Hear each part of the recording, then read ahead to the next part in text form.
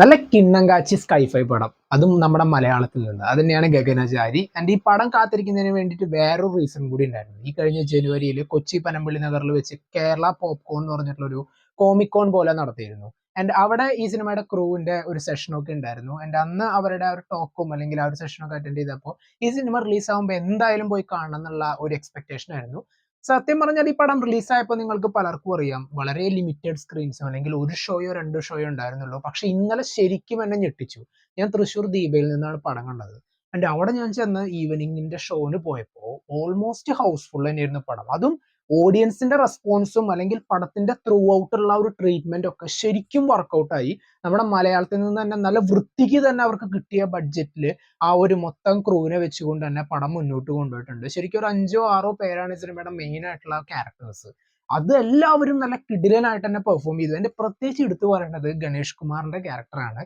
Victor എന്ന് പറയുന്ന ഒരു ഏലിയൻ ഹണ്ടറിന്റെ പൊളിയായിട്ട് ചെയ്തിട്ടുണ്ട്. പല സിനിമകളിലെ റെഫറൻസുകളും ആളുടെ ഓരോ കൗണ്ടറുകളൊക്കെ അദ്ദേഹം നല്ല ആ ഒരു ക്യാരക്ടറിൽ ജീവിച്ചു എന്ന് തന്നെ പറയാം. ശരിക്കും ആ സിനിമയുടെ മൊത്തത്തിലുള്ള ഒരു 80% ആ ഒരു ക്യാരക്ടറിന്റെ ഒക്കെ ഒരു കുറെ കൗണ്ടേഴ്സുകളും ആ ഒരു പെർഫോമൻസ് തന്നെയായിരുന്നു പിടിച്ചു നിർത്തിയത്. ഇപ്പൊ അനാർക്കലിയുടെ ക്യാരക്ടർ ഗോകുൽ സുരേഷ്, എനിക്ക് തോന്നുന്നു ഗോകുൽ സുരേഷിന്റെ ഹോൾ ഇപ്പൊ ഇതുവരെയുള്ള സിനിമ കരിയർ എടുത്തു കഴിഞ്ഞാൽ, ഫിലിമോഗ്രഫി എടുത്തു കഴിഞ്ഞാൽ ഇതിലത്തെ ഒരു ക്യാരക്ടറിന് നല്ല രീതിയിൽ പെർഫോം ചെയ്യാനായിട്ട് ചാൻസ് കിട്ടി. അജുവിന്റെ ക്യാരക്ടർ, അനന്തരാമൻ, അപ്പൂപ്പൻ ആൻഡ് ദ ബോയ്സ് അവരൊക്കെ ഉണ്ടായിരുന്നു.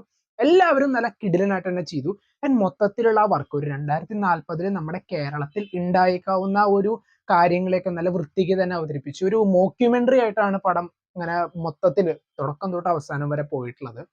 പിന്നെ പല സീനുകളിലും AI ക്രിയേറ്റഡ് ആയിട്ടുള്ള ഇമേജസ് യൂസ് ചെയ്തിട്ടുള്ളത് അടിപൊളിയായിട്ടുണ്ട്. കാരണം അത് ബിഗ് സ്ക്രീനിൽ നമ്മൾ കാണുമ്പോൾ ശരിക്കും നല്ല രീതിയിൽ അവര് എന്താ പറയാ ആ കാര്യങ്ങൾ എവിടെയൊക്കെ പ്ലേസ് ചെയ്യണം എന്നുള്ള ഒരു ഐഡിയോട് കൂടി ചെയ്ത പോലെയുണ്ട്. ആൻഡ് നമ്മളെ ഇപ്പോൾ സാധാരണ ഒരുപാട് പടങ്ങൾ ഇപ്പോൾ വരുമ്പോൾ ബിഗ് ബഡ്ജറ്റിലൊക്കെ വരുന്ന ഒരുപാട് പടങ്ങളുടെയൊക്കെ വർക്കുകളും അല്ലെങ്കിൽ സ്ക്രിപ്റ്റ് തന്നെ കാണുമ്പോൾ നമുക്ക് തോന്നും ഇത് എന്താ പറയാ കാര്യമായിട്ട് വലിയ പ്രതീക്ഷ ഒന്നും വെക്കാനില്ല എന്നൊക്കെ നമ്മൾ ചിലത് വിചാരിക്കും. ആൻഡ് അത് തന്നെയാണ് ശരിക്കും പടം ഇറങ്ങിക്കഴിയുമ്പോൾ ഉണ്ടാവുന്ന അവസ്ഥയും.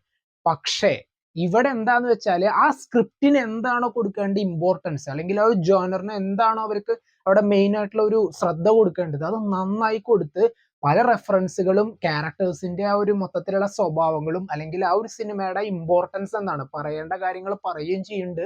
അറ്റ് എ ടൈം ഹ്യൂമറസ് ആയിട്ട് സിനിമയുടെ മറ്റുള്ള കാര്യങ്ങൾ കൊണ്ടുപോവുകയും ചെയ്യുന്നുണ്ട്. ഇതെല്ലാം നൈസ് ആയിട്ട് തന്നെ വർക്കൗട്ട് ആയി തന്നെ പറയാം. ആ ഈവൻ പടത്തിന്റെ ഓപ്പണിംഗ് സീക്വൻസ് തന്നെ ശരിക്കും നമ്മളെ സൂചിപ്പിക്കുന്നതാ you are in for a show എന്ന് പറയുന്ന രീതിയിലായിരുന്നു പോക്ക്. ആൻഡ് ഇതിലുള്ള മറ്റുള്ള കുറെ കാര്യങ്ങൾ, കാരണം നമ്മുടെയൊക്കെ ഒരുപാട് ആക്ഷൻസ് എങ്ങനെയാണ് ഫ്യൂച്ചർ ജനറേഷൻ എഫക്ട് ചെയ്യുന്നത് അല്ലെങ്കിൽ ഫ്യൂച്ചർ വേൾഡിനെ എങ്ങനെ എഫക്ട് ചെയ്യുന്നു എന്നുള്ള ഒരുപാട് കാര്യങ്ങൾ ഇപ്പൊ ഈവൻ 2027 നടക്കുന്ന ഒരു കാര്യം എന്നൊക്കെ പറഞ്ഞതിൽ മെൻഷൻ ചെയ്യുമ്പോൾ അധിക കാലതാമസമൊന്നും ഇല്ല എന്ന് നമുക്ക് തന്നെ മനസ്സിലാകുന്ന രീതിയിലാണ് പടത്തിന്റെ ആ ഒരു പോക്ക്. തീർച്ചയായിട്ടും കാണാട്ടോ. ഈ പടം ഒന്ന് OTT വെക്കരുത്, തിയേറ്ററിൽ തന്നെ പോയിട്ട് കാണാം. അതും സ്കൈഫൈ എന്ന് പറയുന്ന ഒരു ജേണറിൽ നമ്മുടെ ഈ ഒരു ഹ്യൂമറും കൂടി മിക്സ് ചെയ്യുമ്പോൾ അത് പ്രോപ്പർ ആയിട്ട് വർക്കൗട്ട് ആകുമ്പോൾ ഉണ്ടാവുന്ന ഒരു അവസ്ഥയുണ്ടല്ലോ, അത് ശരിക്കും ഇവിടെ കാണാൻ പറ്റും. നമുക്ക് ഹോൾ ഓഡിയൻസ് തന്നെ അത്രത്തോളം നല്ല റെസ്പോൺസ് തന്നെയായിരുന്നു പടത്തിന് കിട്ടിയിരുന്നത്. ആ ഒരു ട്രീറ്റ്മെന്റ് അവർ നല്ല വൃത്തിക്ക് തന്നെ ചെയ്തു. ഇതിന്റെ ഡയറക്ടർ ആയിട്ടുള്ള അരുൺ ചന്തു ആൻഡ് മൊത്തം ടെക്നിക്കൽ ക്രൂ അല്ലെങ്കിൽ പെർഫോമൻസ് ക്രൂ എല്ലാവർക്കും ഒരുപാട് നന്ദി ഇങ്ങനെയുള്ളൊരു മൂവി സമ്മാനിച്ചതിന്. ഈ പടം എന്തായാലും നിങ്ങൾ കണ്ടു നോക്കുക. കാണാത്തവരുണ്ടെങ്കിൽ എന്തായാലും ഈ പടം തിയേറ്ററിൽ തന്നെ കാണാട്ടോ. ഇതൊന്നും OTT വെച്ചിട്ട് ആ ഒരു എക്സ്പീരിയൻസ് മിസ് ചെയ്യരുത്. നമ്മുടെ മലയാളത്തിൽ നിന്നുള്ള അല്ലെങ്കിൽ ഇന്ത്യൻ സിനിമയിൽ നിന്നുള്ള ഇങ്ങനത്തെ ഒരുപാട് പടങ്ങൾ ഇനിയും വരട്ടെ. ആകെ വിരലെണ്ണാവുന്ന ചില പടങ്ങളും മാത്രം ഇങ്ങനെ ക്ലിക്കായി നമുക്ക് പറയാൻ പറ്റും. എനിക്ക് തോന്നുന്നു ഈ പടം എനിക്ക് കണ്ടുകൊണ്ടിരിക്കുമ്പോൾ ചില ഒരു സിമിലാരിറ്റീസ് ഡിസ്ട്രിക്ട് 9 എന്ന് പറയുന്ന പടത്തിന്റെ ആ ഒരു കുറെ ചില കാര്യങ്ങൾ ഏകദേശം ഇതുപോലെ തന്നെയാണല്ലോ.